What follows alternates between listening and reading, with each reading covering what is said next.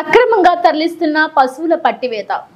వాంకిడి మండల కేంద్రంలోని toll plaza వద్ద బుధవారం తెల్లవారుజామున అక్రమంగా పశువులను అనుమతులు లేకుండా కంటైనర్ వాహనంలో తరలిస్తుండగా వాంకిడి పోలీసులు పట్టుకున్నారు. వాంకిడి ఎస్ఐ ప్రశాంత్ తెలిపిన వివరాల ప్రకారం ముందస్తు విశ్వసనీయ సమాచారం మేరకు టోల్ ప్లాజా వద్ద వాహనాలను తనిఖీ చేయగా మహారాష్ట్ర నుండి హైదరాబాద్కు కంటైనర్లో విక్రయించేందుకు 14 పశువులను తరలిస్తుండగా పట్టుకున్నామని ఆయన తెలిపారు. అక్రమంగా పశువులను రవాణా చేస్తున్న వ్యాపారులు అబ్దుల్ అజీజ్, మీర్జా, ముజాహిద్, షేక్ జాహిద్లపై కేసు నమోదు చేశామని, పట్టుకున్న పశువులను కాగజ్ నగర్ గో సంరక్షణ కేంద్రానికి తరలించినట్లు ఎస్ఐ తెలిపారు.